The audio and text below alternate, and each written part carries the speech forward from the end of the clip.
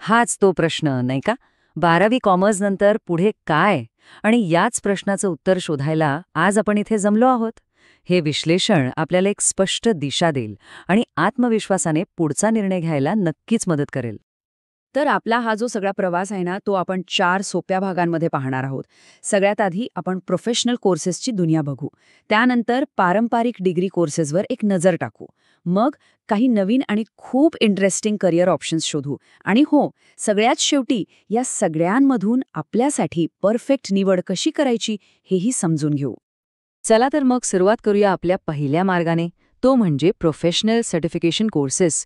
हे असे अभ्यासक्रम आहेत जे आपल्याला थेट एखाद्या क्षेत्रातलं तज्ज्ञ बनवतात आणि यांना खूप प्रतिष्ठासुद्धा आहे. कॉमर्समध्ये हे 3 व्यावसायिक अभ्यासक्रम खूप प्रसिद्ध आहेत. पहिला आहे सीए म्हणजेच चार्टर्ड अकाउंटंट. ज्यांना आकड्यांशी खेळायला आवडतं, ऑडिटिंग, टॅक्सेशन या गोष्टींमध्ये इंटरेस्ट आहे, त्यांच्यासाठी सीए हा एक जबरदस्त मार्ग आहे. दुसरा आहे सीएस कंपनी सेक्रेटरी. ज्यांना कायद्याची आणि कंपनीच्या नियमांची आवड आहे, त्यांच्यासाठी हा एक उत्तम पर्याय आहे. आणि तिसरा आहे CMA cost and management accountant. Business कसा चालतो, त्याचा खर्च कसा मॅनेज करायचा, ह्यात जर रस असेल तर सीएमए हा मार्ग निवडता येतो. बरं, आता प्रोफेशनल कोर्सेस बघितले. आता वळूया दुसऱ्या मार्गाकडे, तो म्हणजे आपले पदवी अभ्यासक्रम किंवा डिग्री कोर्सेस. हे असे अभ्यासक्रम आहेत जे अनेक करिअरसाठी एक मजबूत पाया तयार करतात. आणि इथे ना 2 पर्याय सगळ्यात जास्त लोकप्रिय आहेत. पहिला बी.कॉम म्हणजेच बॅचलर ऑफ कॉमर्स.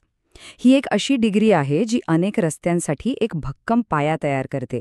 यानंतर एम.कॉम, एम.बी.ए किंवा अगदी सी.ए सारखे कोर्सेसही करता येतात.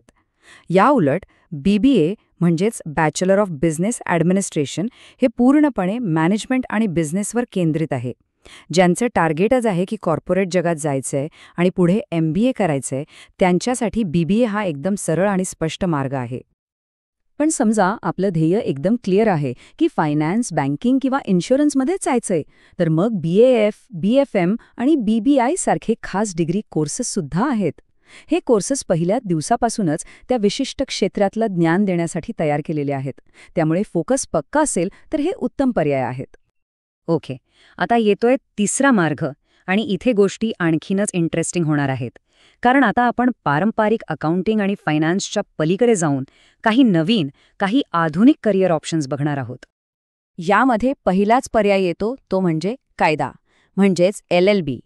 कॉमर्सच्या विद्यार्थ्यांना 12वी नंतर थेट 5 वर्षांचा इंटिग्रेटेड कोर्स करता येतो आणि यातून वकील, कायदेशीर सल्लागार अशा अनेक भूमिकांचे दरवाजे उघडतात. पुढे आहे हॉटेल मॅनेजमेंट. हे एक असं क्षेत्र आहे ना जे आपल्याला थेट हॉस्पिटॅलिटी आणि टुरिझमच्या ग्लॅमरस दुनियेत घेऊन जातं. मोठ्या हॉटेल्सचं मॅनेजमेंट करण्यापासून ते इव्हेंट प्लॅनिंगपर्यंत यात अनेक संधी आहेत. आणि हो, याला फक्त भारतातच नाही तर परदेशातही प्रचंड मागणी आहे. आणि मग येतं डिजिटल मार्केटिंग. आता याबद्दल वेगळं काय सांगायला हवं? आजच्या काळातलं हे सगळ्यात महत्त्वाचं आणि वेगाने वाढणारं क्षेत्र आहे. सोशल मीडिया, SEO, कंटेंट मार्केटिंगमध्ये करिअरच्या भरपूर संधी आहेत. आणि सगळ्यात भारी गोष्ट म्हणजे यात आपण नोकरीसोबतच स्वतःचा व्यवसाय किंवा फ्रीलान्सिंगसुद्धा करू शकतो. बरं, ज्यांना एक स्थिर, सुरक्षित आणि प्रतिष्ठित करिअर हवं असेल, त्यांच्यासाठी सरकारी नोकरीचा मार्ग तर नेहमीच खुला आहे. कॉमर्सचे विद्यार्थी UPSC, MPSC आणि बँकिंग परीक्षांची तयारी करून प्रशासकीय सेवांमध्ये किंवा बँकांमध्ये मोठमोठ्या पदांवर जाऊ शकतात. वा, कितीतरी पर्याय बघितले आपण. पण आता येतो सगळ्यात महत्त्वाचा प्रश्न. या सगळ्यांमधून आपल्यासाठी योग्य काय आहे हे कसं ठरवायचं? चला, याचसाठी एक सोपं फ्रेमवर्क बघूया, जेणेकरून आपण आत्मविश्वासाने निर्णय घेऊ शकू. तर योग्य निर्णय घेण्यासाठी ही एक सोपी 3 स्टेप प्रोसेस आहे.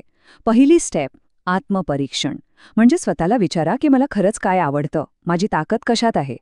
दुसरी स्टेप, ट्रेंडच्या मागे पळू नका. फक्त मित्र करतोय किंवा पगार चांगला आहे म्हणून एखादा मार्ग निवडू नका. लक्षात ठेवा, करिअरमध्ये टिकून राहण्यासाठी आवड खूप महत्त्वाची आहे. आणि तिसरी, सगळ्यात महत्त्वाची स्टेप, आपली कौशल्य वाढवा. कोणताही मार्ग निवडा, पण त्यासोबत कॉम्प्युटर स्किल्स, टॅली, एक्सेल किंवा डिजिटल टूल्ससारखे छोटे कोर्सेस नक्की करा. हे आपल्याला इतरांपेक्षा 2 पावलं पुढे ठेवेल. आणि हे एक वाक्य ना अगदी मनावर कोरून ठेवा.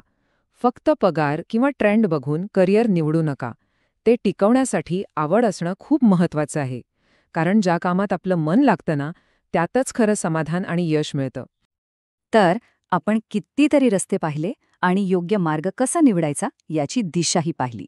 आता निर्णय घेण्याची वेळ आपली आहे. विचार करा, आपल्या या मोठ्या प्रवासातलं पुढचं पाऊल कोणतं असेल? आपलं भविष्य आपल्याच हातात आहे. खूप खूप शुभेच्छा.